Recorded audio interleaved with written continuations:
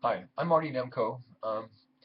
I was struck by something. It was almost an epiphany moment when I went to the ISIR conference in San Antonio. And I was struck by the disparity, the Grand Canyon of disparity between how the quality of the presentations at that conference, including by senior folks, and the quality of presentations that are made in oh, the real world presentations aimed at intelligent folks, whether it be on NPR, where I've been a host for 24 years, or a Steve Jobs keynote presentation.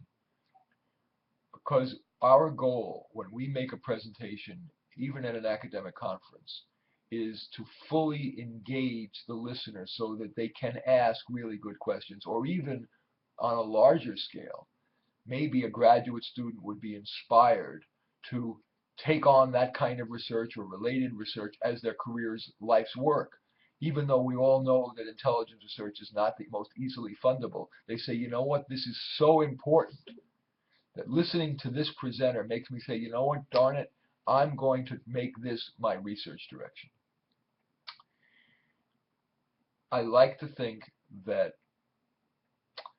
maybe the best way that I could make a contribution, and this is the stage of my life now where I'm trying to give back a little bit, as they say, because I've had this perhaps unusual combination of both an academic degree. I do have a PhD from Berkeley in education, knew Art Jensen quite well, um,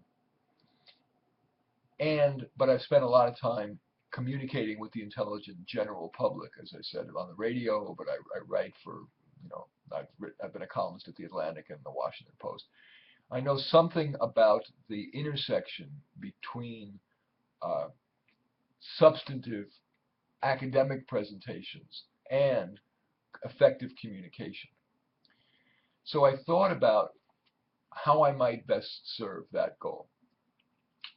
And so I'm wondering if it might be a good idea to take one or two of the more august folks who will be presenting at Melbourne and coach them in preparing their presentation for Melbourne to take it to the next level, not just incrementally a little better, like let's tweak this word or whatever, but really trying to make it transformative. That's the word I love to use. So that your listeners, your attendees will be really engaged and ask great questions, and maybe even inspire more students or even other faculty to tweak or even reinvent their research direction so that it is more aligned with some of the work you're doing. Because I can't think of anything more important than intelligence research.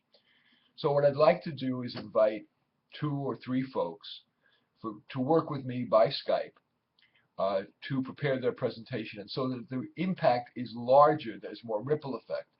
I will, if things work out well, take the lessons I will have learned from coaching those two or three people to create a set of modules that would be online, interactive modules uh, that people could then use to guide the development of their presentations in the future.